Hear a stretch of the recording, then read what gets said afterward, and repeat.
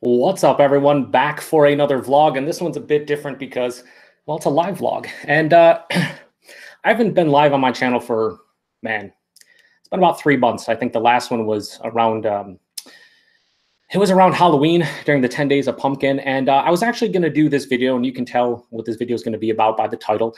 We're going to do a 2018 year in review, top 18 beers of 2018, some shout outs. And I was going to do this as a pre-recorded video, but considering I haven't went live in a long time and I wanted to chat with you fine folks, I decided to go live. So I don't know how long this is going to be. This could be something that, I don't know, goes a half an hour, goes an hour and a half. I'm sure there'll be a lot of people commenting and trolling. You or Chris, everybody in Canada that I'm friends with. But yeah, anyway, so I guess what I wanted to start with is, first off, I don't know, like I said, how long this is going to be, so I'm going to put timestamps in the description box after this video ends for people who watch the replay, if there's anybody out there who actually is going to watch the replay, that is. And you can bounce around, you know, go to shoutouts, go to the top 18 beers, whatever the case may be. I'll make it a bit easier so you don't have to sift through an hour and a half of me talking about nonsense like I usually do.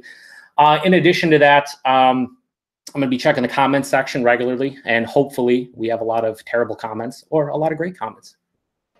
Whatever the case may be, hopefully there's people watching and chatting with me. We'll start off with some comments real quick, see who's chatting. We got Chris from Off the Tab. He says, "Hi, bud." What's up, Chris? Quick plug, Chris and I, tomorrow we're going to go live on my channel at 8:30 p.m. Eastern Standard Time. We're going to do McKellar's Puddin' Pop, which we should have done about 4 months ago, but that's all on this guy. The beer's only 8 months old, so we're good. We also have Craig from Kent Beer Reviews. What's up, buddy? He is in here. He's just going nuts with all the emojis. We also have Head Coach. He says, "Good to see you, buddy." What's up, Head Coach? Good to see you too. We have Todd, who has been on the channel plenty of times. He's hooked me up with all the 450 North beers. What's up, Todd?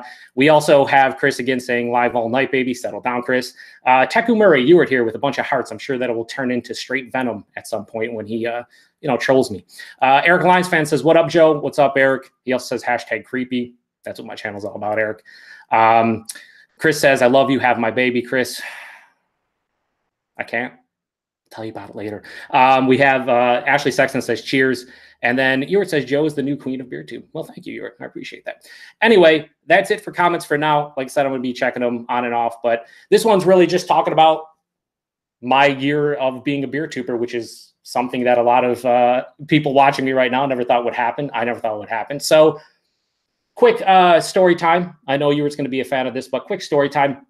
So I started my channel back in April of 2018, April 1st to be exact. I wanted to do April Fool's Day because, you know, kind of works hand in hand with the Beer Patrol moniker, but also because I wanted to kind of joke around with my friends being like, am I really going to start a channel? Is this just for shits and giggles? Turns out I did start a channel. It's been absolutely terrible, horrible channel. I am about as average can be when it comes to beer tubing.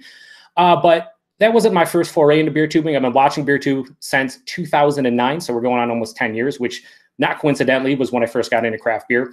And back then, BeerTube was in its infancy, kind of like YouTube was at that time. I think YouTube's been around since, what, 2005, really took off in 2006.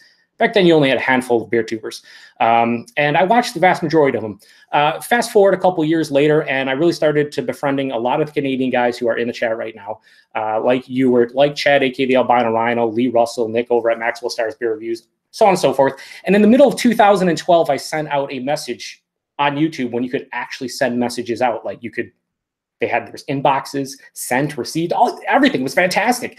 They took that away a couple years ago, which was a terrible decision. But I sent everybody that I watched, and I was like, "Hey, I'm going to start a channel. Is it okay if I shout you out on my introductory video?" Which I didn't know how the protocol on YouTube or social media worked back then. I had no idea. But everybody responded, was like, "Yeah, that's cool." Never pulled the trigger. Fast forward a couple years later, I started hanging out with the Albino Rhino, reviewing beers at his place. I started infiltrating other people's channels with live duo beer reviews and stuff. So I've been a part of the beer tubing community for almost 10 years, but I didn't start my channel last year because I have no idea. I don't know why I pulled the trigger last year. I don't know why I didn't do it sooner. But what I will say is it's been a great time. It's something I don't regret. I'm really enjoying being a beer tuber. You know, it's just fun reviewing on YouTube, chatting with other like-minded individuals. A lot of my friends do live shows. We chat on Facebook all the time. It's just been a great time. I made a lot of friends. I found a lot of good channels, a lot of good beer content. I've learned a lot about beer, and yeah, it's been pretty awesome. So I have kind of been overwhelmed by the sheer support of my channel. Now, I don't really care about numbers too much. When people start getting too much into numbers, at least me personally, when it comes to YouTube, I don't say you lose me, but when it comes to beer tubing, it's such a niche market and such a niche hobby that the way I look at it is it's all about having fun for me. If I'm not having fun, then why am I doing this? I'm not going to put any effort into it if it's something that I don't want to do. If I want to try to make money on YouTube, there are way better avenues to do that in, at least in my opinion. And when it comes to beer tubing, I just want to interact with other people that share the same hobbies that I do, and beer is one of them, and reviewing beer poorly on YouTube is another one. So I started my channel with, I think, 59 or 60 subs, and at this point, as of right now, I'm at 323. So I've gained over 250 subs in the last 9.5 months. And I don't really self-promote myself on any other social media platform, whether that's Instagram, Twitter, or Untappd. The only one I'm actively involved in is Untappd, and I think I maybe mentioned my channel a couple times. On Instagram, I follow other people, and I really enjoy their content they post. Even like somebody in the comment section right now doesn't have a channel, like you or aka Tech Murray. He takes a lot of cool trips and stuff, and I like seeing that stuff on Instagram. Now, because I don't self-promote doesn't mean that I think it's a bad thing. I think it's a great thing. I think if you can self-promote and, go to Instagram, Twitter, Untappd, Facebook, and, kind of draw more viewers in that way, that's awesome. For me, I'm just kind of lazy when it comes to that stuff. I always feel like YouTube is in its own, it's its own platform, but it's like different than Facebook and Instagram and Twitter, and that it's, it's always video based. And I just feel like the community is different. So I don't usually cross over. I might use Instagram in 2019. I do enjoy it the most of the other social media sites, but I haven't really done anything on any. I have accounts on Instagram and Twitter, but like I said, I really don't use them. And maybe I should in 2019. But for the most part, I'm really, I guess, proud and happy that I've gained so many subs without really using anything else. And people have just been finding my content through other beer tubers, through, I guess, Google search, through recommended videos and stuff. So that's pretty cool. And I do appreciate each and every sub, all the viewers out there. I usually get a good, 30 to 40 views per video. And that's way more than I ever anticipated. I would say that it's kind of crazy you guys want to watch me poorly review beer, because I am about as shitty as they come when it comes to beer tubing. So it's kind of impressive. But anyway, we'll talk in a second here. I'm going to check the comments again, because I'm sure there's a lot of people commenting about all kinds of crazy stuff. Let's see here. So we have, I hate the comments on here. I really do. All right. So we have Chris from All the 10 says, who's the king of BeerTube? Your channel is great, bud. King of BeerTube is clearly Craig. Craig is the king of BeerTube. We all know this. And then Ewart says Lee is and always will be the king. Well, I mean, he's the original king. He's the original king. He's the king in my heart, but Craig is right there with him. Lee Russell says all the shout outs, all the horn. Yeah, never doing that. Unless later on when I shout out other, beer tubers. Thing is, when I shout people out, people already follow. So it's not like I'm bringing in anything anyway. So yeah. We have Eric, Lions fan, says, I can never get into social media as the way of promoting myself. And I agree. That's kind of how I am, Eric. It's not, like I said, people who self-promote do it. That's awesome for me. I just can't do it. I really can't.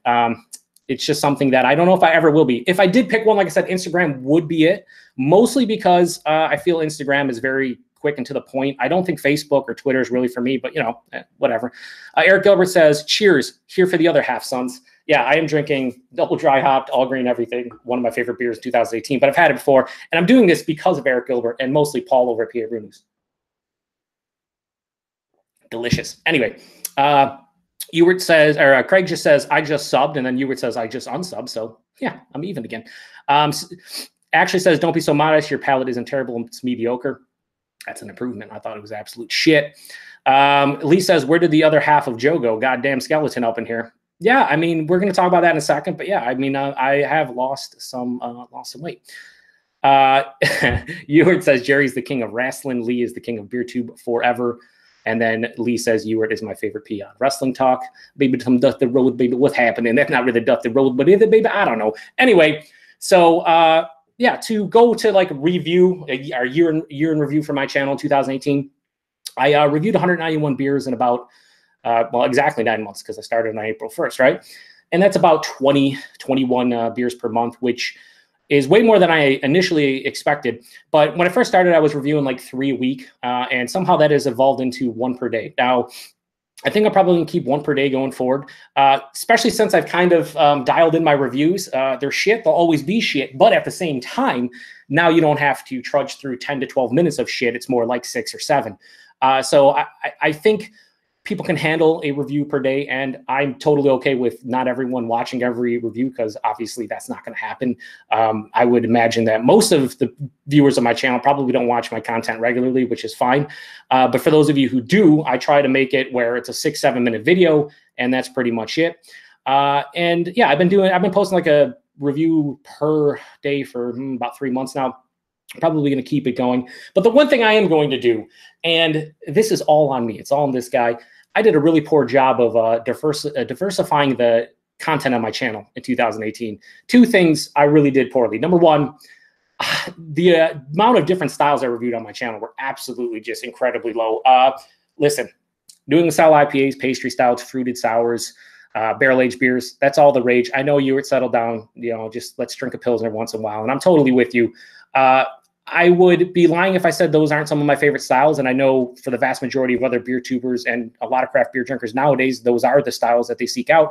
It also seems to be the styles that a lot of breweries are releasing on a weekly basis. Like, I'll go to my local bottle shop every single week, and there'll be brand new hazies, brand new pastry stouts, kettled fruited sours, barrel-aged beers. You don't really just run into too many cultures of Pilsners or like somebody's Bock or Doppelbock or anything. But all those styles exist. I mean, what are we at right now? Are we at like 100+ styles if you include sub-styles? So the way I look at it is, if I'm reviewing a half dozen styles throughout the course of the year, I'm doing it very wrongly and very poorly. So what I'm going to try to do is in 2019 review a ton of different styles. I mean, I just need to. I need to reset my palate. I need something that's going to be way different than what I've been doing. You get sick of hazy beers. You get sick of pastry stouts. A lot of them start tasting the same. Your palate can't tell the difference between a lot of them. And I kind of just need a palate reset. So at least 1 or 2 videos per week are going to be something within a style that is easily attainable, something that is just, you know, a regular old style. There's nothing wrong with just going by in a Belgian, you know, Pale Ale, or, you know, a German style Pilsner or Hefeweizen or something. And I just need to do more of that. I need to review and drink more foreign beers, more Belgians. I love quads, Belgian strong darks, doubles. I want to get into more of those. I want to get into more of just, you know, just German styles, just simple, you know, Pilsners, some Hefeweizens, some Dunkelweizens, Bocks, Doppelbocks. I want to get into those, and I just haven't done a good enough job. On top of that, I haven't done a good enough job of reviewing more national and regional breweries. You know, your Sierra Nevadas, your New Belgiums, your Stones. Yes, you were settled down, your Stones. You know, your Victories, your Southern Tiers, even Sam Adams, Lagunitas. I've reviewed 1 beer from Lagunitas in 2018. That's absolutely disgusting, and I feel sick about that. That's stupid. Lagunitas makes great beer at a great price, probably the best bang for your buck. And I reviewed one of their beers because I'm just a piece of shit, I guess. I don't know. So coming in 2019, each week I'm going to try to review somewhere between 2 to 3 beers from both regional, national breweries, in addition to styles outside the box. I'm going to keep my Western New York Wednesday because I like kind of focusing on, you know, beer in Western New York at least once a week. But yeah, I've done a really shitty job when it comes to styles on my channel. Nobody's really given me shit to this point. Maybe Eric Gilbert, maybe Paul, but that's about it. So I don't know. I definitely need to do a better job with that. Let's see what we got. We have Nick from Maxwell Star says, people watch your reviews more than yours, Nick. Oh, shit. Then again, you don't post any content, so that would be clearly the case. Chris over at Untappd said, you should dump 7 reviews a day like Chad, aka the Albino Rhino. No, I'd imagine a lot of people would unsub more so than they already do. Lee chimes in with, look who is talking, Nick. Thank you, Lee. That's where I am. Head coach says, damn, bro, don't be so hard on yourself. You the man. I appreciate it, head coach. I'm always, you know, my biggest critic. Let's be honest. I review beers on YouTube. I'm a beer tuber, and if there's nothing really to it, you're just giving your opinion. Sometimes my opinion is absolutely wrong, and my palate is shit, but, you know, there's nothing wrong with it. Eric Gilbert says, it should be other half stout. I would likely shit myself if I saw that. Well, Eric Gilbert, I have 5 other half stouts. Unfortunately, they're pastry stouts, and you'll hate them. So I'm sorry about that. Chris says, sour stouts for the win. I do enjoy some sour stouts. Ashley says, yeah, but as you said, you got to enjoy what we're doing. If you're reviewing beers you don't enjoy, then you may hate doing the reviews. That's the thing, Ashley. I like a lot of stouts. There's only like maybe 3 or 4 stouts I really don't care for. It's just, it gets boring review. Like, I love other half, and you'll hear about them more throughout the course of this video. And you've heard a lot about them on my channel because I review shit ton. But a lot of their beers just starts tasting the same. And it's just like, yeah, I enjoy them. But when I'm saying the exact same thing about this beer, and then the next beer, and then the beer after, and then the beer after, it gets to a point where, like, what is the point? I don't know. I don't know what the point is at that point. Ewart says, oh shit, Joe is going hashtag crispy boy. Settle down, Ewart. Lee says, I want you to do some reaction videos to heavy metal songs. Sure way to hit 100,000 subs in a few months. I'm going to do it, Lee. It's going to be the Beer PaTroll reaction videos coming to a screen sometime in, I don't know, 2037, maybe. I don't know. Han Yolo shows up. What's up, Han? He says, agreed 100%. I'm with you, Joe. Thanks, Han. Yeah, for sure. I need to switch it up. Lee says, all the Märtzens. I'm sorry, Marzens. Right, you know, like Märtzens. I actually enjoyed most of the Märtzens and Oktoberfest that I reviewed this year, more so than I did in the past. Eric Gilbert says hazy, sour, fruit-flavored stouts, pretty much. And then Lee says all the alt beers, never the alt beers. All the mimosa beers, says Chris. Yeah, all the mimosa beers are probably where it's at, assuming that, you know, I could find a mimosa beer. Ewart says this palette reset that DDB has mentioned. Don't drink beer. You have beat the final boss, and now you're starting at level 1 and collecting all the coins. Nice. I didn't notice that. I do try to check out his channel, and I know he has a podcast going. I haven't really checked that out. Lee says only mimosa fruits with a real mimosa fruit, though. The realest mimosa fruit. Han says Corona Premier. Not that type of beer. Not that type of beer, Han. Smoked beers only week. Eric Gilbert, I would probably end up vomiting by the end of the week, assuming that they were intensely smoked, but I need to. Ewart says, going to Germany again soon. We'll only drink Dunkels. That's probably the way to do it. Unless I go to Bamberg, then it's only smoked beers. Yeah. Nick says, need Joe to start doing reaction videos to all the GIFs or GIFs, as some people incorrectly say. I don't know. That Jamie mentions, or that Jamie makes on Beer Dweebs United Beer Analysis 101. And he says, don't leave out the bleach beers. I feel like I should do a theme week of only bleach beers, if that would go over well, you guys think. Yeah, probably be a great theme week. I don't know if I'd survive the week, though. So, yeah, anyway, the last thing I want to talk about as far as, like, 2018 and what I want to do better is more of these, more live shows. I think I've done 2 live duo beer reviews in, like, the last 5 or 6 months, which is just complete crap. You know, my schedule has not been great. It's right around, like, September through the end of last year. And honestly, I want to do like an actual live show. But here's the thing. A lot of guys in the comment section right now, like Nick over at Maxwell Star Beer Reviews, cheap plug for his Beer Analysis 101, which airs every Wednesday night at 8 p.m. Eastern Standard Time. Guys get together. They usually pick a beer. They review it. And it's a lot of fun. I haven't been able to make more than a couple of them over like the last 4 months, which sucks. Wednesdays just don't work well for me.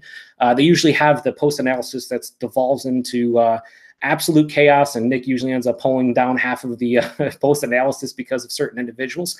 But yeah, Thursday, we have Rod J's live Beer Flow show. I am basically supposed to be a weekly panel member, by the way, every Thursday night, 9:15 p.m. Eastern Standard Time.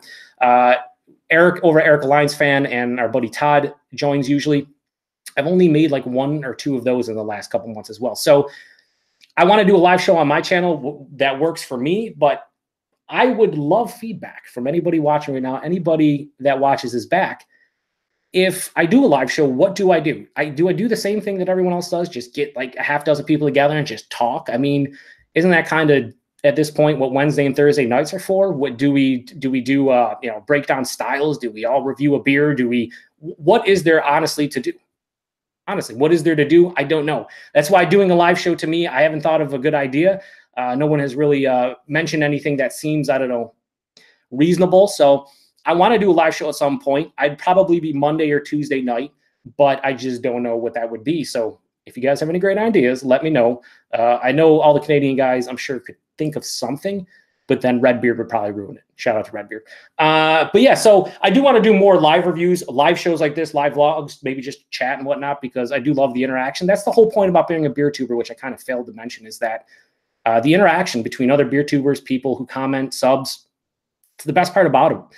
The numbers don't matter. The beers you review don't matter. It's, you know, chatting with friends, having a good time. So anyway, go back to some comments here. Craig over at Ken Beer Review says, will you review less collaborations and more different breweries core range? Yeah, that's really the thing. What I'm trying to do, Craig, is I want to review some of the national, bigger regional breweries and just some of their core stuff. Some of their seasonal stuff that anyone can walk into their local bottle shop, their local grocery store, and pick off the shelf.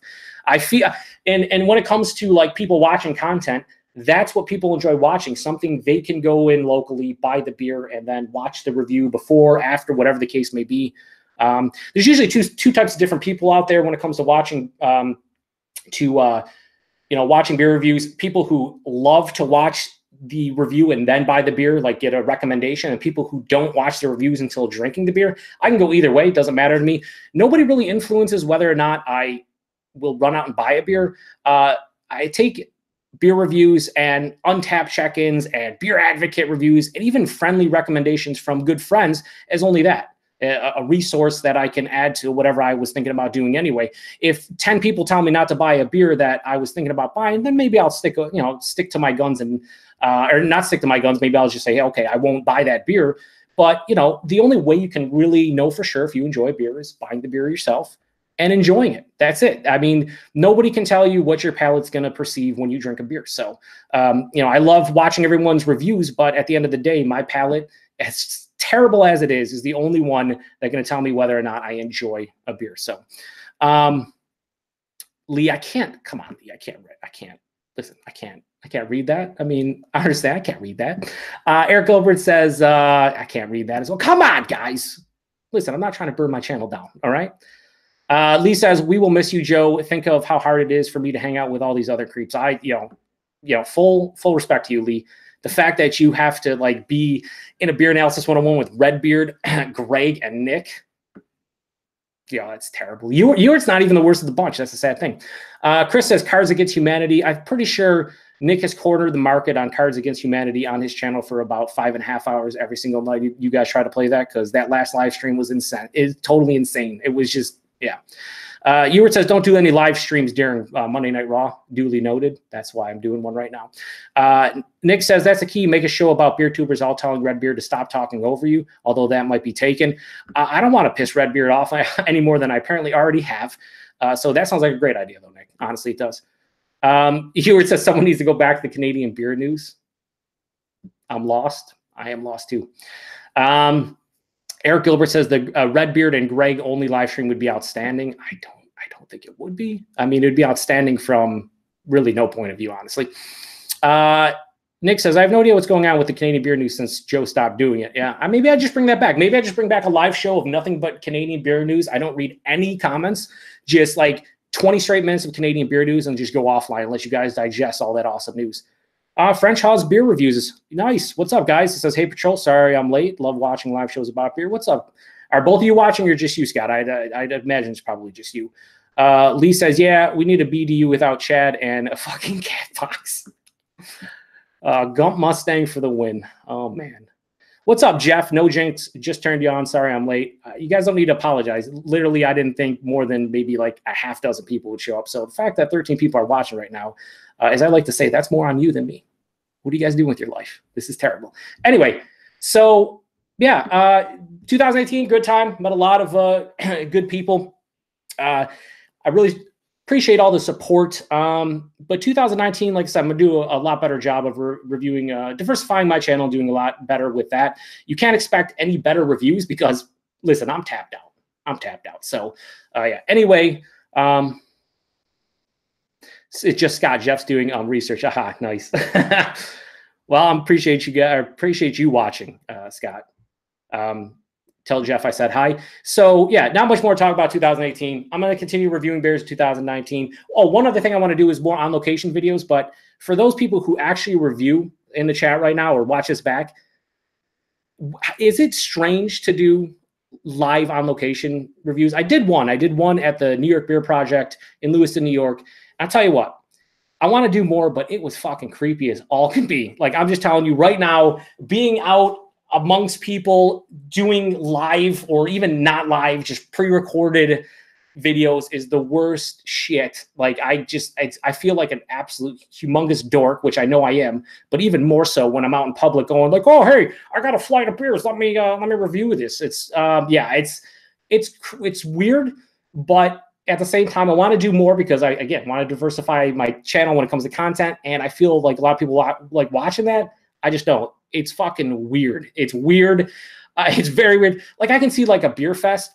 The one regret I have from last year is that the Albano Round of Beer Fest, I didn't record really any footage at all from the fest because I had a family issue come up and barely made it to the fest with a couple hours to spend. So I wasn't going to just sit there on my phone and do reviews or like, you know, whatever, have footage of the fest when I had 2 hours to just enjoy the fest. But this year I'm hoping I can do more of something like that when I'm in my surroundings with people I know. And on top of that, you're at a beer fest. It makes sense, but like, it's weird otherwise. It's just, I don't know. Anyway, see what people say about that. We have Eric Gilbert says you should drink a Mickey during the Canadian beer reviews. I mean, I could, assuming I would do those. Ewart says show about WWE during Raw and beer. You could do that, but then, you know, I'd have to have Lee on here at all times so he could just tell me how much Raw is terrible and New Japan is the best, or like 80s wrestling is the best, which, you know, I can't disagree. Eric says deeply, Eric Lyons fan says deeply is right. Yeah, weird. Are you talking about, Eric? Like on location? Oh, you said creepy. Creepy is right. Yeah, it is creepy. Scott from French Hollis says it's hard with background noise. Yeah, it is. That's the thing. I mean, I think if I did, I would take my mic that I use for my actual reviews, the lavalier mic. I think that would work. Or I have like a shotgun mic that can clip onto a little thing I have going on. But it's just still. Todd says he likes them. Of course you do, Todd, because you don't have a channel and you don't have to do them. Of course you like them. But yeah, I like them too. I like watching them. Doing them is weird as shit. Ewart says live on location reviews is bizarre. Yeah, they're bizarre. I agree. Lee says on location reviews is fine as long as your mic is good. Again, I totally agree with that. I don't think the mic is the biggest issue when I'm doing it. Just the sheer fact that it's weird. It's just, you feel like people are staring at you looking like, what is this fucking guy doing on his phone talking about his beer? Is he king shit a fuck mountain? Shout out to Matt over at Massive Beer Reviews. No, I'm not. I'm just trying to get some content for my channel. Stop looking at me. Eric says people stare at you trying to figure out what you're doing. Exactly. Chris says Nick is the king of on-location reviews. He just has to upload them. Yeah, well, you'll be waiting probably until like 2022 for him to actually do it. We have West Coast Nick, a.k.a. Dan. What's up, Dan? Booze, Games, and Deep Thoughts. He says, hey, what's up? How you doing, buddy? Lee says, people stare at me trying to figure out what I'm doing all the time anyway. Well, people stare at my reviews and try to figure it out. And again, that's on them for watching my stuff. Craig from Cat Beer Review says, just do the location reviews. Fuck them. I wish I could do that like you, Craig. I know that's how you roll. Nick says, do a live show teasing Greg about finally buying a uniform and never doing it. That is way too much effort. And also, I wouldn't even want to give Greg a little bit of satisfaction thinking I'm wearing a fucking uniform. Eric says, LOL, Lee. Todd laughs at saying, you know, he doesn't have a channel because he doesn't. You were at location reviews for the win or just footage. Scott from French Hall says, we did a live one from Whalers and we sound so weird listening to it later. Unnatural. Yeah, that's the way I look at it. It's very unnatural. I think I will try to do some, but it's fucking creepy. And anyone who says it isn't, I don't know. More power to you. And then Redbeard shows up and says, what be going down? What's up, Redbeard? So yeah, anyway, get back into it. Now it's time. I think I'm going to do the top 18 beers of 2018 because, you know, I'm clever like that. Nobody did the top 18 beers of 2018 in the beer tubing world. Nobody did the top 17 of 2017. I'm the first. I'm super creative and unique. Trust me. So, yeah, anyway, we're going to start off with a couple honorable mentions. And this list is made up of mostly the aforementioned hazies, pastry stouts, fruited sours, and barrel-aged beers. So forgive me in advance for this very pretentious and hipster list, but that's what I drank on my channel because, as I said, I did a poor job. But it is what it is. So honorable mentions. First, we'll go to Fifth Frame Brewing Company. They're, of course, out of Rochester, New York, and their sit-up, Juicy Pale Ale. Didn't put it on the list, but I wanted to mention Fifth Frame because they opened their doors in late 2017, and they've been open for just over a year. And I really have enjoyed what they've done. And Sit Up was the best beer I reviewed from them. Juicy Pale Ale, I think, was like 5.8%, right in the ballpark, the wheelhouse of what I'm looking for at a sub 6% beer. And yeah, just didn't make the list because it was good, but not that good. And honorable mentions. Now, this goes for Eric Gilbert, who's watching. Yeah, Eric Gilbert. The other half is coming. This is for Eric. This is for Paul. This is for anyone who gives me shit on other half. Because there's going to be more other half on this list, motherfuckers. Actually, there's only two other half beers on this list. But in honorable mentions, I'm going to say other half IPAs in general. Now, these are all the beers that I drank from other half that were basically non-double IPAs, just regular IPAs. They were all double dry hop. They all got like 4.5s out of 5s. But I just thought I'd mention them. Space Daydream, Space Diamonds, Daydream and Green, Stacks on Stacks, Myler Daydream, and O. That's it. I'll leave it at that. Eric, we're done. There's a couple more other half, but we're done. So let's get into the actual top 18. So 18 is actually a beer from, I wish Ethan from Ethan's Beer Reviews was here right now, because this is one in his neck of the woods. Thirsty Dog Brewing Company's Bourbon Barrel Aged 12 Dogs at Christmas Ale. That's their winter warmer. Did a comparison video of the base 12 Dogs versus the Bourbon Barrel Aged version. And the Bourbon Barrel Aged version was infinitely better. It was an awesome beer, probably one of the best barrel-aged beers I had all year, especially something that is technically a shelf turd. Thirsty Dog started distributing in 2017 to the Western New York area, and I saw it last year, didn't pick it up, and I picked it up this year, and it was fucking awesome. So if you get Thirsty Dog in your area and you haven't tried the Bourbon Barrel-Aged 12 Dogs at Christmas Ale, I would say my recommendation is obviously to try everything, because you don't know what you're going to like. But if you're eyeing the base one, definitely pick up the barrel-aged one, because I feel it's vastly superior. Fucking awesome beer. One of the best winter warmers I've ever had. Now, is it fair because it's bourbon barrel-aged beer? I have no idea. Number 17 is from some brewery called Other Half Brewing Company. Eric Gilbert, have you heard of them? They're triple IPA. So I'm drinking one right now, which is their double dry hopped, all green, everything. Also did their triple Citra Daydream and their Space Hallucinations. I have to mention them because I feel Other Half does the best triple IPAs out of any brewery I've had to date. The Veil, Hoof Hearted's up there. I don't know. As far as triple IPAs go, they kill it for me, and all those beers were delicious, including this one. Although I don't technically include this on my list because I drank it before. All the beers on my list are beers that I had for the first time ever in 2018, and they had to be beers that I reviewed on my channel. So I'm not going to be, listing off fucking beers that I drank at a bottle share and had 3 ounces of, because that's just stupid, right? That doesn't make any sense. Anyway, this beer is awesome. If you can get Other Half, and here's the thing, Other Half is opening up their brewery in Rochester, New York, which is about an hour and a half from me in 2019. They've already started doing can releases there, but they're going to start brewing there very shortly. So it would not be surprised if you're in New York State that you see distribution of Other Half beers at some point in the future. And so no longer will be like, oh my God, I'm sure they will all be shit once everyone can get their hands on them, because that's how it goes, right? A hype beer, once everybody gets them in their hands, automatically disgusting. I know how it works. But you can, I guess, make the I know, Eric Gilbert, I'm actually, in my mind, I was thinking you're going to say no one goes to Rochester. And I can't disagree with you, except for me. Anyway, number 16 is another brewery that doesn't exist, Bellwoods Brewery. I never heard of them either. Right, Eric Gilbert? They have a Jelly King series of beers, which is their dry hop sour. And I actually picked up their Raspberry Peach Jelly King, which is very obvious. They brewed it with raspberries and peaches. I actually got this at Brewed and Bottled over in Lewiston, New York. Chris never goes to Brewed and Bottled, do you, Chris? Never. If you're ever in Lewiston, New York, or in the Western New York area in general, go to Brewed and Bottled. Chris, the owner, fantastic dude, awesome location. And in Lewiston, it's right on Main Street. It's called Center Street.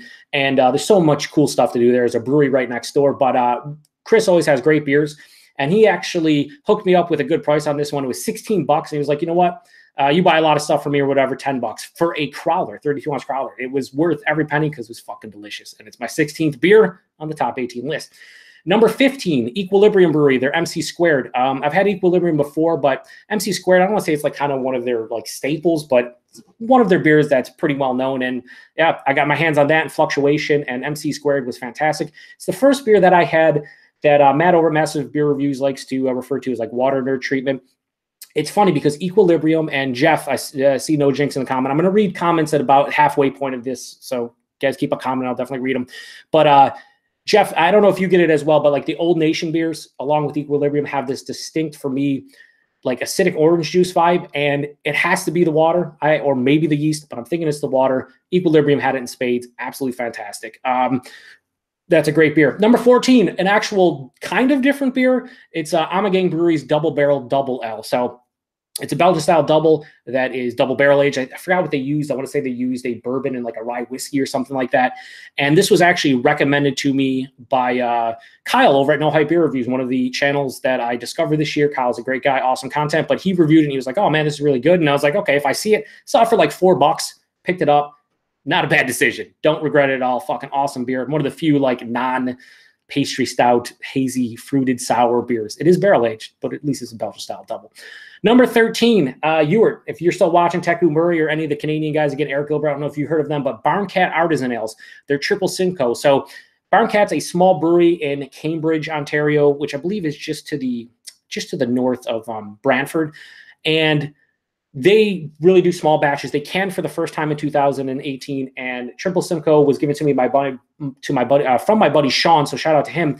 And man, Triple Simcoe was it was delicious. It was one of the few triple IPAs I had from not a hype, like a super hype brewery that was absolutely just stellar. It was all, I think they used like 6 pounds per barrel of Simcoe hops. And you're talking about an old school hop here, one that goes back like 15 years, and they fucking killed it. It was an absolutely awesome beer. Sean actually gave me, I think it was called their Mother Night or Mother Earth. I can't remember the name of it, but it's a barrel aged imperial stout with maple syrup that I'm going to be reviewing in the near future, so look out for that. But Barncat, if you are in Southern Ontario and you've never heard about them or you've never checked them out, it's worth the trip. They have stupid hours. Jamie over at Basement Beer has mentioned before, I think they're open like 9 hours a week or some crazy shit. But I think they're going to start canning or definitely do something similar in 2018. And yeah, they do a great job. They're probably my favorite non-hyped brewery that I can think of. Like, they have a lot of like local hype, like really local hype, but that's about it. Number 12, Burlington Beer Company, their 4th anniversary quadruple dry hopped quadruple IPA. I know that sounds fucking stupid. Listen, I know. Is it going to quintuple? When's a quintuple dry hopped fucking beer quintuple IPAs? I don't know. When does it stop? Basically, it was a triple IPA or a double IPA. It was 12%. I drank it 4 months old, and it was fucking delicious. Burlington now gets distribution in the Western New York area. I know you're watching, Chris. Go pick up some of their beers. You drink all the other hazies that you pick up at Brew Bottled. Pick up the Burlington stuff. It's reasonably priced, considered the considering the style and what you pay for in New York from other breweries. But they just make good shit. Fucking fantastic beer. Number 11, Finback Brewery. I've been doing a lot of reviews from them. They're light sensitive. This was a IPA that was brewed with Belma hops, and I was first introduced to Belma hops by, actually, believe it or not, the Matt Brewing Company, aka Saranac Brewing Company, back in like 2013. They did a beer called Wild Hop Pils. It was a Pilsner that was brewed with Belma hops. It was the first hop I ever had that gave you a distinct fucking strawberry character. And it's tough to get strawberry characters out of beers with strawberries in them to begin with. So to actually drink an IPA with a distinct strawberry character is just so fun. And that light sensitive was absolutely fantastic. I wish more breweries would use Belma hops. You don't see them all that often. I don't know how rare they are, or how many different places actually grow them. But Belma hops are fucking phenomenal. If you've never had a beer with Belma hops and you see it, no matter where you are in the world, grab it and see what you think. Hopefully you get the strawberry character as well. Number 10, this is the last beer of the first half of the top 18, and it's also the last other half beer on the fucking on the list. So Eric Gilbert, you'll be happy. And it was their double cream get the honey with citrus. So first, shout out for them, Wu-Tang reference. Come on. I mean, that's a great reference. And on top of this, this was a double IPA brewed with honey and citra. And I mean, yeah, there's not much more to say about it. It's fucking awesome beer. My favorite other half beer of the year outside of this one. Again, this one doesn't count because I had it before 2018. But that was the best other half beer I had in 2018 that I reviewed on the channel. It was just a fucking great beer. So anyway, we're going to get to the second half here. We'll read all these comments that I have. I'm just kidding. I don't have that many comments. All right, so we have Chris saying, "Stop talking about red beer." All I did was say hi to red beer, Chris. Scott says from French House says, "What's the beer of the night? Red beer." Don't answer that, red beer. Stop talking. Lee says, "Stop texting over everyone, Carrie." Yeah, Carrie, stop it. I'm gonna have to ban you. I need to give somebody these little wrench tools so they can moderate. Chris says, what's next week's beer? Next week's beer is, I have no idea what the fuck you guys are doing. I don't even know what you're doing this week. Is this week Delirium Tremens, I think? I don't know. I don't even remember. And Eric Gilbert says, here comes the other half. Yes, there it went. Ewart says, honorable mentions is such a cop-out. 18, not 18 plus 20. Thank you, Ewart. Yeah, I felt it was a cop-out too, but I did it anyway because I'm terrible. Nick says, Molson Canadian. That's next week's Beer Analysis 101 beer, but it's not. Sexton Brewing says, shh, Redbeard. Eric says, whoa, mother effing bomb. I don't know what that's a reference to, Eric. Eric says, Eric Gilbert says, who the hell goes to Rochester? Everyone, Eric, but it's a decision they quickly regret. Ewart says, all those other half beers sounded like the same beer. And that's what I was getting at earlier, Ewart. They're all delicious, but they just do very slight variances. This one's with lactose. This one's with a lot of oats. This one's with oats and lactose. This one uses Citra, but not Mosaic. This one uses Galaxy and Citra. It's just like so very similar. Jeff No Jinx says barrel age 12 dogs is legit. I would totally agree with you. I regret, Jeff, not picking that up in like my travels through Ohio and like PA. I think they get distribution PA. I've seen it like over the last 4 years and never picked it up, and now I regret it. Chris says, I'll be at the other half once it opens by the choo-choo train. Yes, you will come and grab me, Chris, and we will make a day of it. It'll be a good time. He also says brewed and bottled is fantastic. That it is. Eric Gilbert says the mystery brewery of Bellwoods. Yeah, no one knows what Bellwoods is. Ewart says Barn Cat Baby. Yep. Eric Gilbert says people actually buy Amagang. Yeah, they actually do some good stuff now, Eric. I mean, I know. Don't you guys still have access to it in Ontario? Like occasionally some of their stuff. He says he never had Barn Cat, can't get there before it closes. That makes sense. Their hours are shitty. I can't disagree. Nick says, yeah, Delirium Tremens is the beer. Redbeard says he loves all of us. LOL. Well, that's a one-way street, Redbeard. I'm just kidding. Don't flip out. Nick says Mosaic, Joe's Kryptonite, or is that coconut? It's coconut. Fuck Mosaic. I mean, I love Mosaic, but coconut. Come on, buddy. And then Eric Gilbert says no more other half. Now on to Finback. Yep. Tekken Murray says, can't wait for the Treehouse nominations. One beer from Treehouse. Ewart, settle down. Ewart, what was, you already actually told me your top beer, so I don't care. Anyway, fuck you, Ewart. I love you, buddy. All right. No. So going into the top 9, a lot of 450 North beers, courtesy of Todd, a Treehouse beer, a couple Hudson Valley beers. Yeah, a lot of hype trains. So number 9 is 450 North Brewing Company's. Actually, one more comment here. No Jinx says, Jeff says, just had Amagang's 20th anniversary tonight. How was it, Jeff? I haven't checked on tap, or should I wait? I'd be curious to know because it sounded like an interesting beer. So for number 9 is 450 North Brewing Company's. Their flapjack nuggets and their double flapjack nuggets. Surprise, surprise, pastry stout. Imperial milk stout brewed with cinnamon, maple syrup, and vanilla. What's the difference between flapjacks and double? They say in the double version there was more vanilla and I believe maple syrup. I couldn't tell the difference because my palate's probably, well, it is pretty terrible.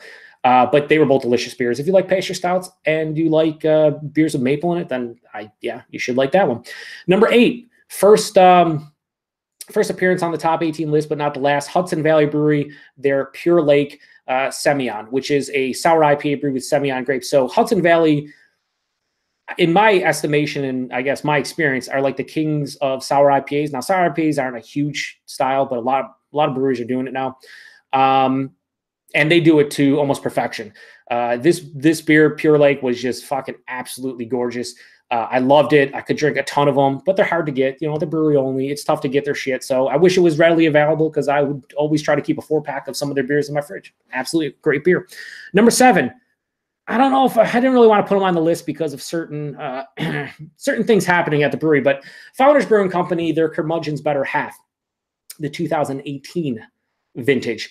So shout out to Ewart for fucking me over in this one on the original release. He was supposed to share it with me. Instead, he cracked it open with his buddy Derek. I give him shit, and I really don't care. I believe you cracked it open. Was it for his wedding, Ewart? Which is a way better share than sharing it with me. But I've always heard great things about Curmudgeon's Better Half, and to me, it was a bucket list beer that I've been wanting to try for about 6 years. Finally got the chance to try it. And this, I don't like to use the word polarizing when it comes to beer, not because I think it's a bad word, but because so many beers and so many styles are polarizing. So to be like, oh, that beer is so polarizing. A lot of beers are polarizing. This one for me, very polarizing because I have watched probably about a dozen different beer tubers review it. And I swear it's split. Half of them absolutely love it. I'm in that group. The other half absolutely hate it. Thinks it's just an absolute mess of a beer, too sweet, drain pour, the whole nine. For me, I think it did what it's supposed to do. I mean, it's an old ale, Asian maple syrup bourbon barrels, and it fucking hit the nail on the head as far as I'm concerned. I could drink the shit out of that beer. I should buy more, but I'm not because of certain things Founders have been doing, and I'm gonna see what has. I don't know. I don't know where I stand with Founders, but I do know that beer is awesome. For those of you in the comments section that had Curmudgeon's better half, what did you guys think about it? I'd be curious to see. I'd be curious to see what people think, because I'm sure it's 50-50. Number 6 was actually collaboration between the Westbrook Brewing Company and Angry Share Brewing, and it was their Zeus Juice, which was a ambrosia salad inspired sour ale. So I was introduced to Angry Share for the first time this year. I mean, I've heard things about them. They are like, they, fucking do a ton of barrel aged and pastry stouts and shit. So they collabed with Westbrook, and yeah, this beer, if you've ever had ambrosia salad, it's basically fruit salad with whipped cream in it. And yeah, it's fucking delicious. Toasted coconut usually is in there as well. Obviously why I like it. And this tasted like an ambrosia sour in fruited beer form. It was fucking just dynamite. The can was like $6.50 for a 16-ounce can. Listen, the beer was like 4.5%. I know there's a lot of ingredients and shit, but you're charging like $24 4-packs. Yeah, I mean, it didn't get a 5 because of the price point, honestly. I usually don't take cost in consideration when I rate a beer. I usually do it on the merits of the beer, but man, fuck me, that's expensive. $6.50 for a 16-ounce can of a fruited 4.5% sour. Yeah, that's too much. Still a great beer. Number 5, 450 North Brewing Company. Once again, there are other slushy beers in here, but there's slushy series, there's slushy XL, there's strawberry, blueberry. If you guys have never tried out a slushy beer from 450 North, it's basically what they call a fruit smoothie Berliner Weiss. I don't know if it's fucking beer. I really don't. I don't know if they're beer anymore. They don't look like beer. They don't taste like beer. I'm even struggling putting them on this list. But if you like strawberries and you like blueberries and you like fruit smoothies and you like alcohol, then this is the series for you.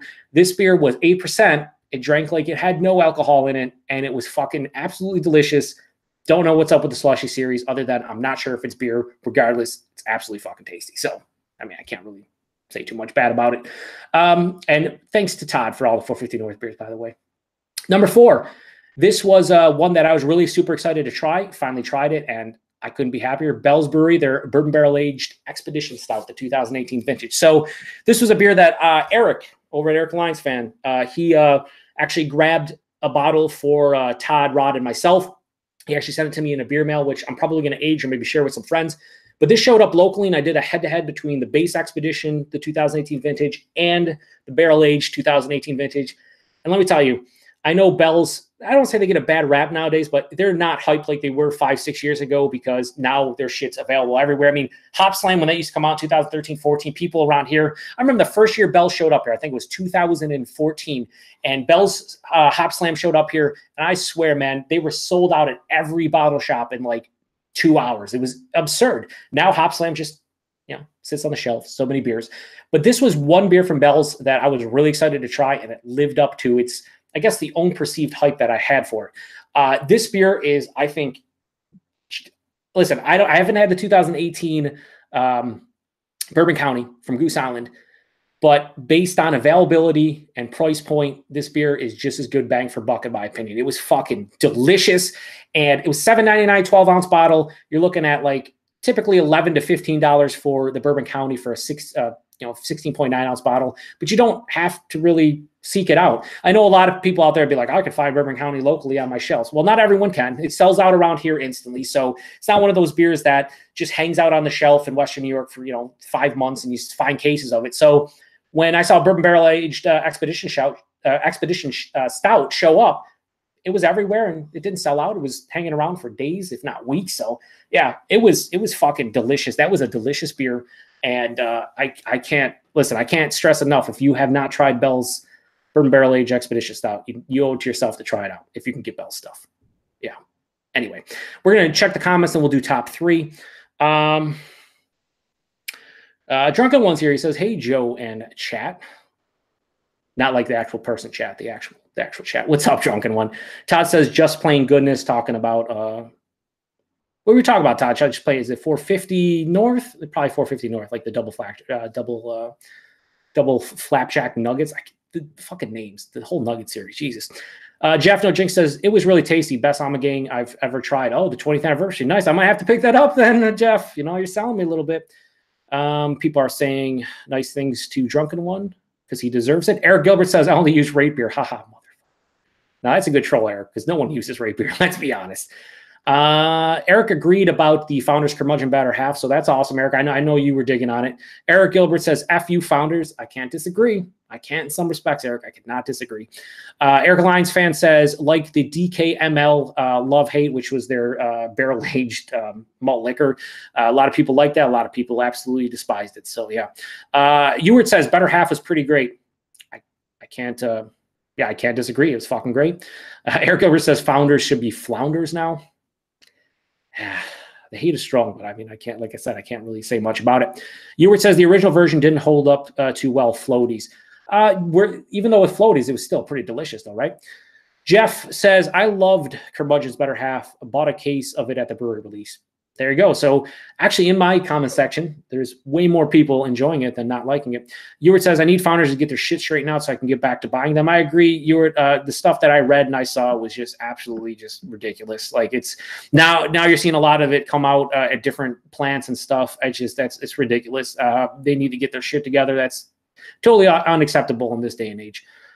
Jeff says, I've got to get some 450 north of my life in 2018. Jeff, you don't live too far.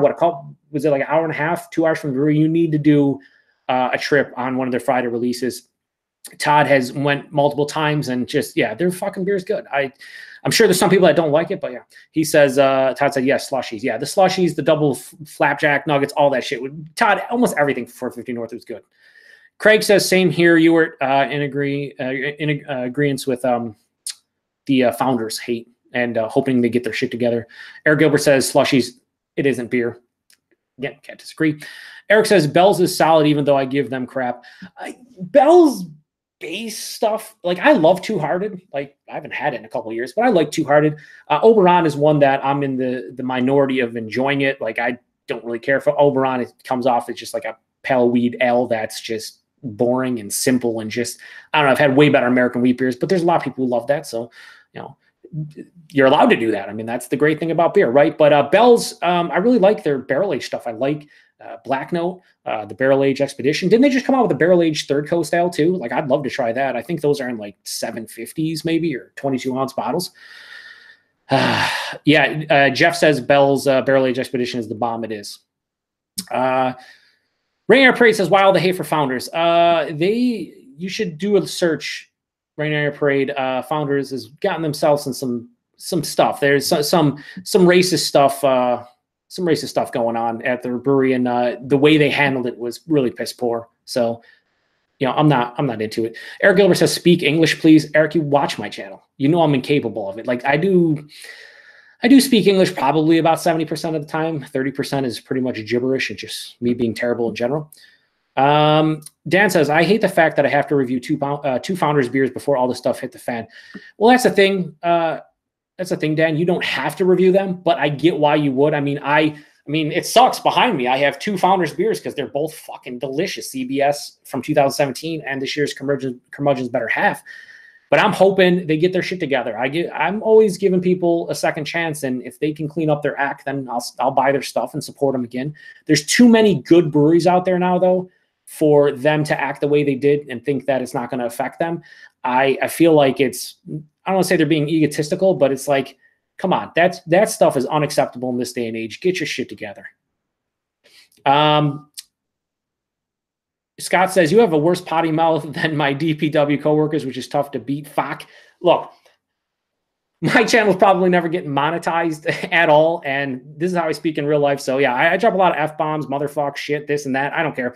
I try to keep it relatively clean in my reviews, but I'll let it slip, especially if a beer is delicious. Nothing wrong with it. They're just words, right? They're just words. As long as you're not being super racist or, you know, fucking saying things that are super derogatory, I'm cool with some cuss words. Anyway, Rainier Parade. Come on, Rainier Parade. Listen. Just we're gonna stop there. Scott says, love Bell's Two Hearted, so damn drinkable. I agree. Dan says, I do. I have a collab with a buddy from Michigan that we said we would do this. Then all the stuff hit. I have 2 bottles that I don't want to drain pours. It cost me a pretty penny. Well, Dan, the thing is you can drink the beers, but just don't review them. I mean, if it bothers you that much, that it might listen. This is what is painful for me as well, is that I have verticals in my cellar in boxes of KBS from 2013 until 2018, and from Backwoods Bastard from 2013 and 2018. I would love to do a 6-year vertical of Backwoods Bastard. It's a fucking great beer. But as things are going right now, they're going to sit in my cellar and hopefully still age well while Founders hopefully gets their shit together. If they don't, then I'll probably drink the beers, but I'm sure as shit not going to support them and review their beers. I just, Ewart says, Founders is being too loyal to some of their folks. They need to cut some ties and send a message. Yeah, that's unfortunate. I get being loyal, but when the people that you're being loyal to are pieces of shit, that's where the loyalty has to end, I think. Nick giving shit to Greg. Eric Gilbert says, I shouldn't be so hard on you not being able to speak English. I can barely type most nights. Yeah, but you have I was going to say an issue. You might have an issue, Eric. You have an excuse. When you usually type those messages, you're 3 sheets to the wind. So, I give you a break, Eric. It's okay. Scott says, send them to us. We will review them. Yeah, Dan, send them all to Scott. And then Ewart says, KB's verticals are a waste of time. I don't think they hold up well. Probably because of the coffee. I do have an 09 that I would like to do, like an 09 comparison to like 19, like a 10-year difference. I think that would be fun. Maybe I'll do that instead of doing a vertical. Fuck it, right? Dan says, this is true, and most Founders are sellable, so maybe we can wait them out while they get their stuff together. Yeah. Eric Gilbert says, nah, I take it back. Too nice. Can't say. No takebacks. No takebacks. All right, we'll do the last 3 of the top beers here. Let me just get a drink of this delicious triple IPA from Other Half, Eric Gilbert. Oh my God, so good. All right, so top 3 beers of 2018 that I drank, that I reviewed on my channel. Number 3, Ewart, this is just for you, buddy. Treehouse Brewing Company Single Shot, the Brazil Cerrado edition. So Single Shot is just their coffee milk stout. This one was with a coffee bean from the Cerrado region of Brazil, and it was probably the most complex sub 7% beer I've ever had in my life. I was getting like marshmallow and vanilla and all kinds of crazy shit that it was just delicious. If you can get a Treehouse Single Shot, any of them, try them out. They're fantastic. I'm curious, Scott, have you had any of the single shots from Treehouse? If not, you should get your hookup to hook you up. No pun intended, or all the pun intended. I don't know. But yeah, Single Shot. Brazil Cerrado, fucking dynamite. Number 2, 450 North Brewing Company, their slushy blackberry jam. I already talked about the slushies. I love blackberries, one of my favorite fruits, and it was blackberry jam in fruit smoothie form. Fucking delicious. Todd gave it a 5. Rod gave it a fucking, probably not a 5 because I don't think he gives anything a 5. But yeah, I'm done with the slushy series. If you can get the slushy series, get them. They're hyped. Yes. They're delicious. Yes. Are they beer? I have no idea. And number 1 on my list was the first ever 5 out of 5 I gave on my channel, and it was from Hudson Valley, and it was their Amulet. This was a sour IPA with blueberries and hibiscus. I never knew a sour IPA could be so delicious. Therefore, it surprised me. Probably the reason I gave it a 5 out of 5, but also it's probably the most memorable beer that I can remember from all the 191 reviews I did this year on the channel. And I want to try more Hudson Valley. They're not easy to get. So hopefully at some point in the future, I can get my hands on some. I've had other sour IPAs from other breweries trying to emulate what Hudson Valley has done. I actually had a sour IPA with lavender and blueberries about a month ago from another, I think it was a Killsborough Brewing Company out of Staten Island. And it was good, but it was not Hudson Valley. So that was my top 18 hipster / fucking stupid, go with the flow beer list that hopefully next year is a much more diverse and not just fruited sours and pastry stouts and barrel-aged beers. I'm sure a lot of them will be because I'm still going to drink that stuff, but hopefully we have just some, regular styles on the fucking channel. That's all I'm asking for. That's all I need to do. Nothing else. Anyway, before we get to shout-outs, let's look at the comments are going strong. We have Dan from Booze Games and Deep Thoughts. It's Booze Games and Deep Thoughts. It used to be Booze Review CA. He changed it because it's not just Not just beer reviews. He says, LOL, send me money. I might at French Hawes beer reviews, $1 million. Yo, I don't think anyone's paying $1 million for founders. You know what I mean? Oh, man. Eric says he has an aged Keystone Light. Why are you aging Keystone Light, Eric? Number one, why are you drinking it to begin with? But number two, why are you aging it? What are you doing? Scott says he'll send you a shirt in exchange for the founders beer. And then Eric Gilbert's trying to goad Eric, a Lions fan, into reviewing the Keystone Light, which is not advisable. Dan says, thanks for the sub, Drunken One. Eric, Lions fan, no Joe, Blackberry Jam. That was number 2 on the list, Eric. I know you weren't a huge fan, but not all of our palates are the same. Brazil coffee is meh. Everyone knows the Central American countries all grow much tastier beans. You sound like Aaron right now. I know you're trying to sound like Aaron right now. Listen, I don't know shit about coffee. You know more about coffee by a fair margin than I do. And that fucking beer was delicious. But anyway, what else we have? We have Dan says sour IPA. Wow, I'm impressed. Yeah, I was impressed too. I didn't think a sour IPA would be in my top 18, let alone be number 1. But if you ever have a chance to get Hudson Valley stuff, Dan, like if somebody local traded for it or whatever, share it, do it because they make tasty beer. Scott says, I did, but don't remember which one, and it was amazing. A friend shared, so nice of them in reference to Treehouse's single shot series. So that's cool. They make good beer. I know with the whole new brewery, people are like, oh, it's not as good as it used to be. Whatever. That fucking beer was fucking great. So Dan and Drunken One exchanging subs. That's what you do. You watch the Beer Patrol so you can exchange subs for the people in the chat. That's right. Growing the community.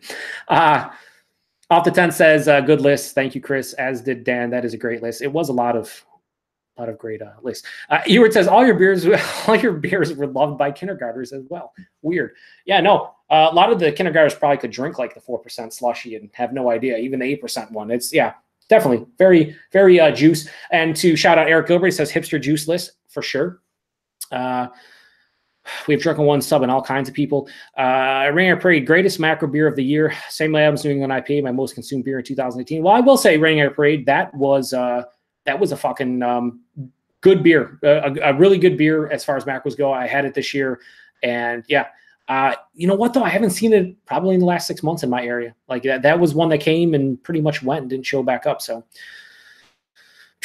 Eric says, see, there's too many Erics. That means there's 2 of them. But Eric, a Lions fan, says he never had Samuel Adams New England IPA, and it's available everywhere. Dan says, I just had a friend get me a Modern's Time 355 small can for me. How is it that U.S. beers are so bloody expensive now? $16.25 U.S. for a nitro stout. Yeah, they're not that expensive. I know Calgary, you guys have all the, like the co-ops and everything, and it's not governed like it is in Ontario and a lot of the eastern provinces. But yeah, a lot of beer nowadays is crazy expensive. Like I just mentioned, Bell's, Bell's Expedition Stout, $8 for a 12-ounce, 355 milliliter bottle for barrel-aged beer. Yeah, I mean, but if you're willing to pay it, and they know a lot of people are, then that's what the market's going to dictate. And so many people will say, hey, I don't want to pay that price. Well, the only way to stop that from happening is don't buy their stuff. And, people can't help themselves. Ewart says he had a single shot a couple years ago. Forgettable. Fair enough. Eric Gilbert says African coffee is the shit. Now it turns out Sexton Brewing, Ashley Sexton. Ashley, do we need to make an announcement here? Are you going to start your channel soon with the home brewing reviews, all that stuff? Eric likes his coffee extra black. Probably does. Jason Voorhees says, who doesn't? Oh, man. What's up, Drunken One? Spreading the love. You're always spreading the love, Drunken One. You're always very happy and positive. We need more of that. Dan says this was in the States. It was $16.25 US for the Devil's Teeth Asian bourbon barrels with strawberry and vanilla. Well, it sounds like a lot that's going on. $16.25 is pretty crazy. He says, true, I fell victim to the cost, but strawberries and vanilla. And that's what a lot of people do. Like they'll say, okay, I don't want to pay, $15 for that bottle. But then you're like, okay, there's this, and this, and that. I love all these adjuncts, or I love all these ingredients. And then you buy it, and then that's what happens. Eric Gilbert says, hey, less red beard, more coffee. Words to live by. I'm kidding, Redbeard. If you're watching, I'm kidding. Just settle down. Craig says, Rod doesn't think beer is expensive. No? That's because he gets those Rod J deals that none of us get, Craig. I know that's what you're referencing, but I don't even want to talk about it. I'm depressed now just thinking about it. Ashley says he's not getting there, not quite yet, but you can keep your eye out for Sexton Brewing if you haven't subscribed to his YouTube channel. He's been doing some test reviews that certain people can watch, but at some point he's gonna start a YouTube channel focusing on mostly homebrewing, I believe. But yeah, check him out. Sub now so you don't miss out. Ewart says, I heard Rod got Barrel Age Expedition for $4 on sale. You're assuming he paid for it. You're assuming he paid for it, okay? Oh, Jesse from Bumpy Road Brewery says, nice, you're still live. I am, Jesse. I'm as live as I will ever be. Which, you know what? Good segue. So we're going to do shout outs here. So this is where everyone checks out because everybody here is probably subbed to a lot of these guys. I don't know, maybe not. But so I'm going to shout out channels that I started following in 2018, and B, that I watch most of their content. So if you haven't checked out, at the end, I'll shout out everyone in the comments here that's watching. And but a lot of these guys, like Chris from Off the 10th, he has great content. Go sub to Chris. Go sub to Eric Lions Fan. Go sub to Redbeard. Go sub to Craig over at Kent Beer Reviews. Go sub to Dan over at Booze Review CA. I'm sorry, Booze Games and Deep Thoughts.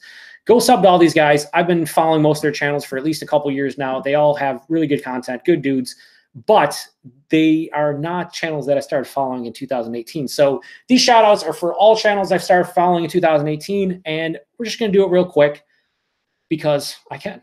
It's a live show. It's going to happen. So alphabetical order, because I don't want to say in any specific order because, listen, we're not going to play favorites here. Alphabetical order. Number 1, Andy and Todd and a host of others over at 21090 Brewing. If you haven't checked out their channel, they have like 2,500 subs at this point. They're doing really well, mostly home brewing, but they've been doing different videos like a cellar series where they have a local restaurant owner that has a vast cellar and they review aged beers and compare them with fresh beers. And they also do a bunch of cool home brewing stuff. They get the community involved in BeerTube. And yeah, just two really good guys, even though Andy is a Winnipeg Jets fan. I'll let it slide. Next person is All the Things, formerly the Beautiful Beer Reviews, which he changed to the Beautiful. Now it's All the Things. He's currently going through a dry January, like a lot of people are, but he changed his channel name to All the Things because he reviews beer, hot sauce. His son does like soda reviews. So he just wanted to do like a catch-all type of name. So check him out. Really, really good reviews. He drinks a lot of good beer. He's from the South, so he gets his hands on a lot of interesting beer that I can't. And yeah, it's fun to watch, and he does a good job. So yeah. Next, I was going to say next couple. Technically, it's a single person, but he always has his wife on it, and it's Brad Allison, aka 31st Brewing, and his wife Jessica. They have a great, great chemistry. She mentioned in a recent review that people call it like banter, and she's like, "This is not really banter. It's just how we are in real life," and it's fun to watch. Both of them are very entertaining, especially when they do the duo reviews because they go back and forth with one another. And it's a lot of fun to watch. That's all I got. Great channel. Go check them out. Buffalo Beer Reviews. Some love for the only other local beer tuber that I know of. I'm sure there's others. This is the only guy I know, and it's Brian. Brian over at Buffalo Beer Reviews. His channel focuses mostly on Buffalo-centric beer or beer that just gets distribution to the Western New York area. I was going to say Western New York Wednesday. Basically, his channel is my Western New York Wednesday, but it's mostly just that's what his channel focuses on. So if you want to know about a new release in Buffalo or in the Western New York area, definitely check out his channel. He usually reviews them and gets them out quite quickly, unlike me. Like when a beer is released on the weekend, usually by that Sunday or Monday, it's out and for mass consumption.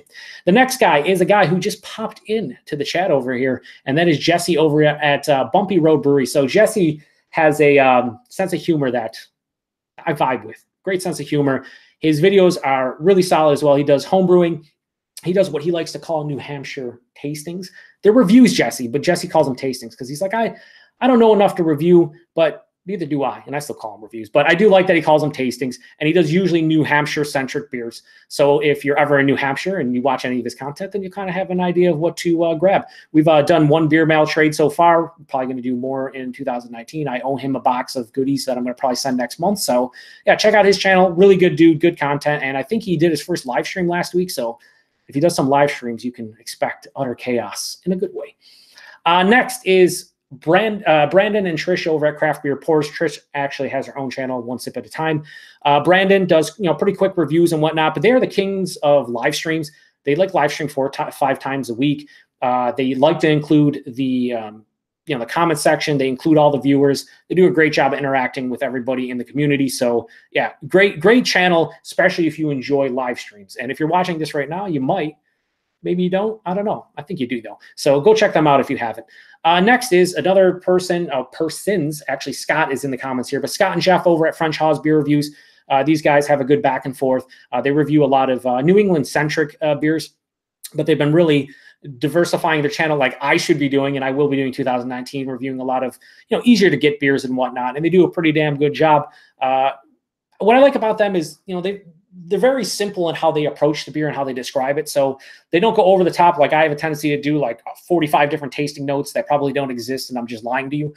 So I like their reviews from that aspect. Like I said, the duo reviews I really have come to like from a lot of different beer tubers. I don't know, playing off of another person just seems to be more enjoyable to watch. Anyway, another guy who was here for a couple minutes, not sure if he's still here, is Han Yolo.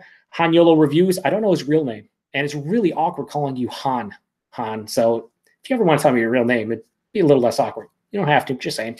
But yeah, he does. He's a sneakerhead, does a lot of sneaker reviews, sneaker unboxings, but he also does craft beer reviews. And he was one of the guys that I sent the mystery beers / whodunit beers, the hashtag mystery beer for Matt over Massive Beer Review started.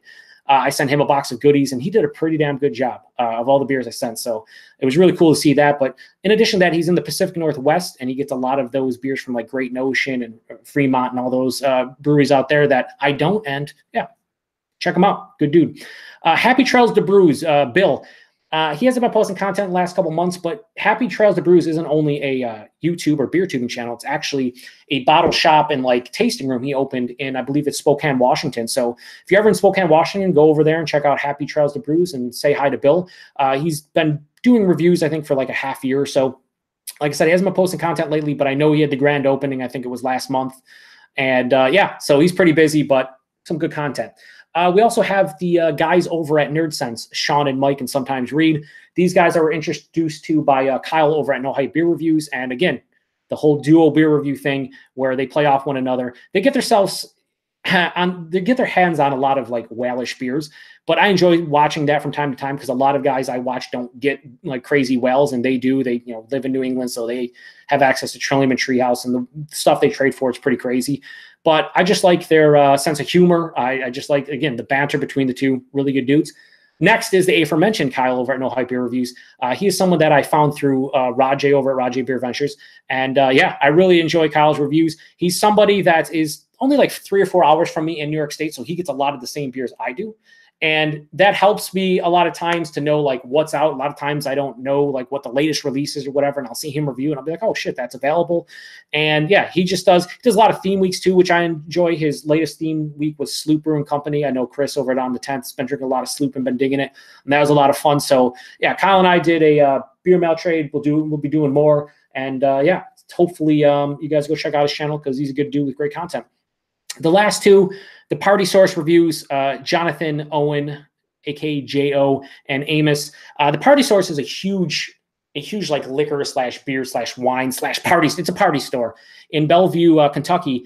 And J.O. works there, so does Amos. And they do a lot of like whiskey, liquor, beer, bunch of different stuff on their channel. I watch mostly the beer related content because obviously that's what I'm interested in. But just their reviews are very comical. And yeah, J.O. is very talkative. He's not quite on Redbeard's level. I love you, Redbeard.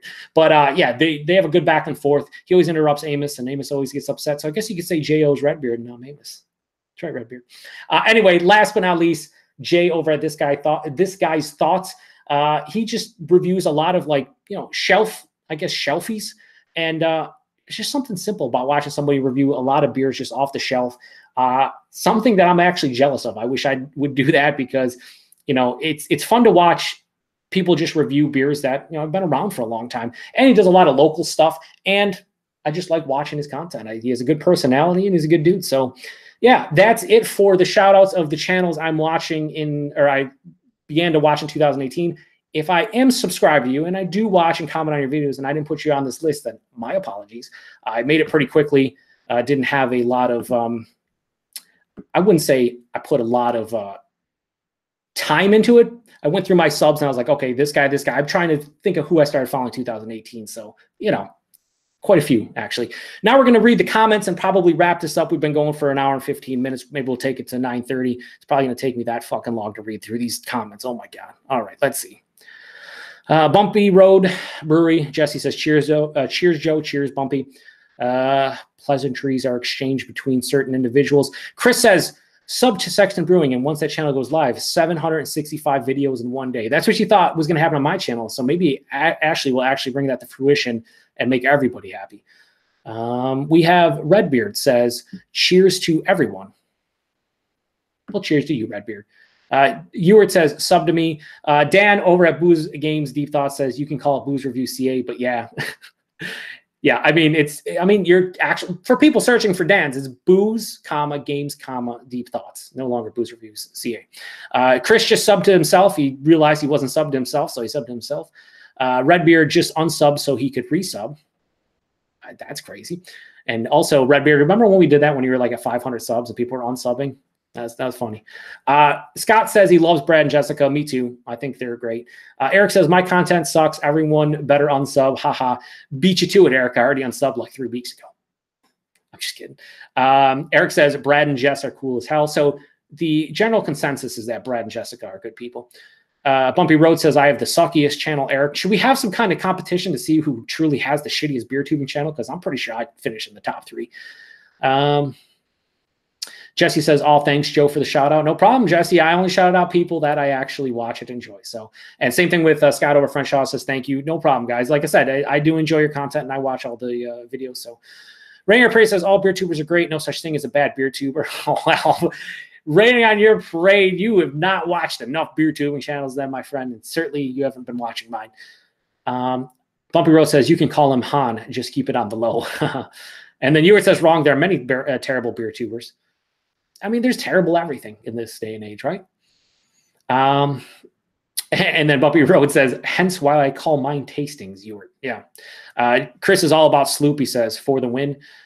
Eric Gilbert says there's a crap load of bad booze reviewers on YouTube. And Eric, yeah, Eric is somebody who watches a lot of, like, you know, booze reviewers, liquor reviewers, whiskey reviewers, all kinds. Eric, stop saying you're a bad beer tuber. You're terrible, not bad. Get it right. Come on, guy. Tegumer says, who is that Pacific Northwest reviewer? Han YOLO. Han Space YOLO. You're not going to like him. You know why? Because you don't like anybody. So I would say steer clear. But he drinks like a lot of Great Notion, Fremont. He gets a lot of good Pacific Northwest beer. So not a lot of sours like you like, Ewart. So settle down. Ewart says bad beer tuber equals Nick. Yeah, if we're going with just straight bad beer tubers, as in not posting consistent content and like taking 8 months to upload videos and shit, yeah, Nick's in the top 3, maybe in the top spot. Sorry, Nick, I love you, but come on, buddy. You probably still have reviews from Chad's or from the share on the 10th that you probably haven't posted yet. For fuck's sakes. And then everyone's just in agreement there are a lot of bad booze. Ewart says there's a lot of bad booze out there too, which, hey, there's a lot of bad beer out there too. I mean, I'm sure it doesn't matter what if it is liquor, wine, beer. There's a lot of shit beer. There's a lot of shit wine. There's a lot of shit booze. So you're going to have shit that, but plus shit people reviewing it and shit content. That's why you're watching mine. Shit everything. All right, take it easy. Eric Lyons fan left. He said, gotta all the lady friend gents. Cheers. Eric, I'm not even going to try to dissect what you're saying, but I get it. Eric Gilbert says the live stream dude shouldn't troll. Is Ewart the live stream troll? Because I've always thought he did a piss poor job. I just take Ewart for what he is, and he's a good dude in real life and online. I just kind of ignore him. Joe says, yeah, I didn't get a shout out, meaning Joe doesn't watch me anymore. No, again, you don't watch me, Nick, because I said 2018 channels that I began to watch in 2018. I've watched your channel since like 2000 and whatever, 12, 11, whatever you like. I think I started watching your channel maybe when you're like 50 reviews in, maybe 100. So whenever that was, that's when I started watching you. Yeah, I still watch you, but you don't post any content other than Beer Analysis 101 and the post analysis show. So you don't have any content to watch. And if you think I'm going to sit there for 45 minutes and watch Greg talk about nonsense, not going to happen unless he's in a uniform. What else we got? Nick says, suppose I could start posting stuff again. No videos from the 10th because I didn't record any. All videos from Ship are up. Oh, well, excuse me. Congratulations. Golf clap, Nick. Ewart says, I'm pissed I didn't get a shout out. Ewart, you've been posting posting shit for a long time. What I want you to do now, honestly, Ewart, do you still have the videos up on your other channel that you hid at some point? Because if so, you need to release them. They were good videos. Even though I hate your online persona, those were good videos and they were fun to watch. So, you know, release the Kraken, buddy. Jesse says, I have to slow it up for a few months because I'm broke now. Well, listen, buying beer is not cheap. There is a lot of expensive beer out there. But that's why you homebrew, isn't it, Jesse? To kind of, you know, enjoy the fruits of your labor, but also save money.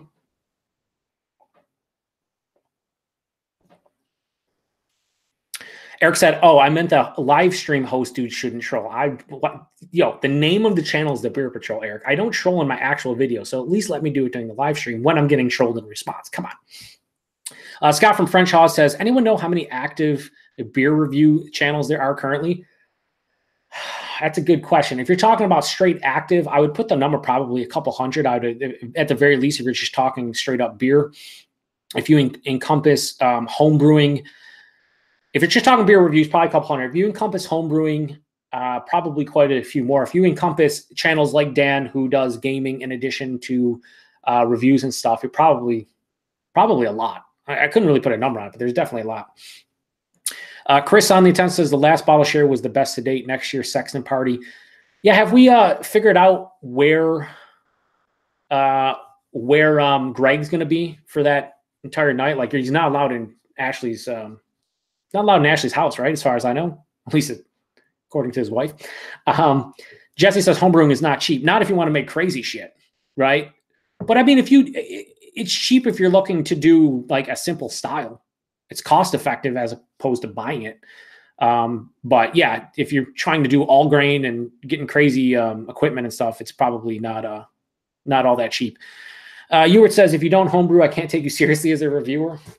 Well, hello there, Chad. Zzz. Yeah, no, me either. That's why no one should take me seriously. I don't homebrew, so I don't know what the fuck I'm talking about ever. Bumpy Road says, unless you really shoot to make it cheap. True. Jason Voorhees says, I don't trust homebrewers brew. I don't trust some of it. I don't trust some of it. And then Ashley says, no fucking chance on Greg being allowed in his house. Here's the thing too, Ashley. I don't know if I thought this through. Greg's never going to watch this because he doesn't watch my channel, mostly because I don't wear a uniform. But the one thing you have to realize is Greg says most of this stuff about your wife and jokingly and stuff when he's sober. Now, think like 20 or 25 different beers shared and Greg inebriated and the stuff that he'll be saying and or doing. I wouldn't let that man anywhere near Welland. Anywhere near Welland. Nick says, we can just pass beers out the window where Greg will be camping. I wouldn't even allow him on my property. That's ridiculous.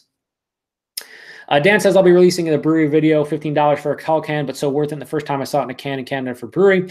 And you did ask if it was the brewery bakery, and he said it was. And he said, if so, it's awesome. Yeah, I wish we could still get the brewery beers. I've seen a lot of people review that, and I've seen some people not really care for that, but it was only a few of them, and most people really enjoyed that. But yeah, it's crazy.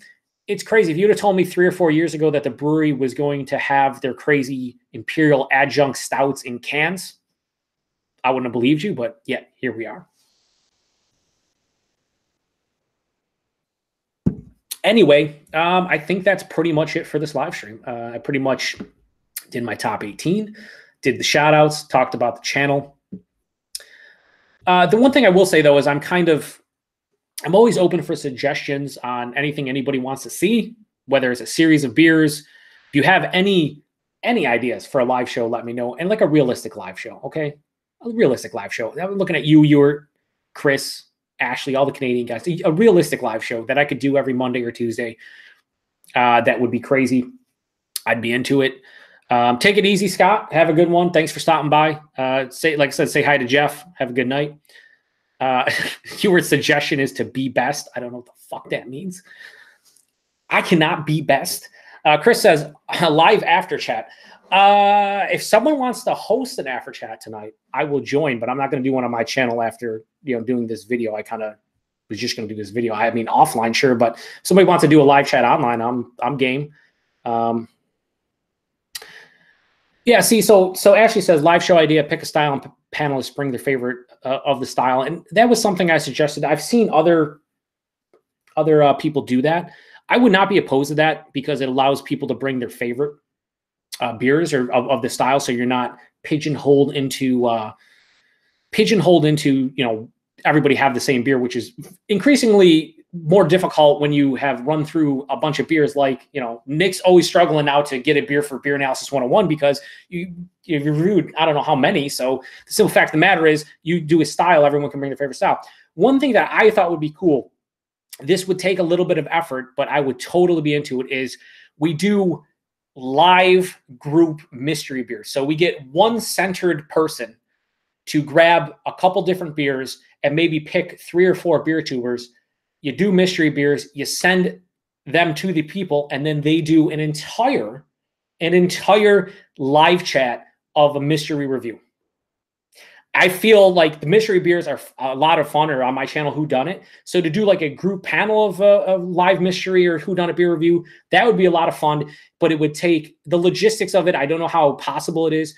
Especially if you wanted to do, you know, some fellas, there's some people in Canada, some people in the States, who would be the person to buy it and send it? How do you reimburse that person for money? Do you send them a beer mail in exchange? Do you PayPal them?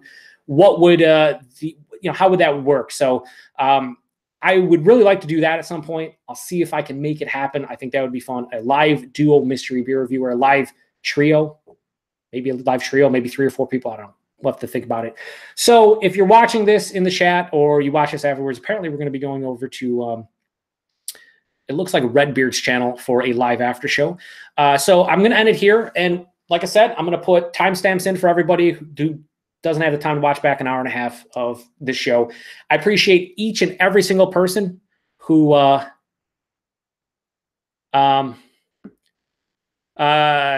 Ewart says, stop thinking for yourself. Mystery live beer stream is impossible. Dumb idea. Thank you, Ewart. This is why I have you here. But thanks to everybody who showed up. Quickly, I'll shout out Lee Russell, Han Yolo, Chris over at Off the 10th. Eric Gilbert doesn't have a channel, but he's a great commenter. Ewart, Teku Murray, he doesn't have a channel, but he's Ewart. He likes to troll. Nick over at Maxwell Star Beer Reviews. Craig over at Kent Beer Reviews. Who else did we have show up here? Jeff and Scott over at French Hawes Beer Reviews. No Jinx, Jeff, great guy that comments on all my videos and drinks a lot of great beer in Michigan. Eric over at Erica Lions Fan. Todd, thank you for showing up as well. Dan over at Booze, Games, and Deep Thoughts. Redbeard, of course, we're going to go over to his channel. Sexton Brewing, a.k.a. Ashley Sexton. Be on the lookout for his channel. And who else am I missing? Drunken One obviously showed up. Drunken One, check him out. Home brewing, the whole 9. Good dude. And Rating Iron Parade doesn't have a channel, so I will not shout him out. But Rating Iron Parade, he comments on a lot of people's videos. And I think that's it. Jason Voorhees as well. He comments on a lot of videos. And I think that's it. Bumpy Road, Jesse. Jesus Christ, there's a lot of people. Appreciate you all stopping by. Jesus Christ, man. Did not realize this many people showed up. All right. Anyway, going to shut it down. Catch us over on Redbeard's channel. I'm sure we'll be talking about all kinds of nonsense, especially when if Greg shows up. So till the next one, which is hopefully soon. Peace out, guys. Have a good one.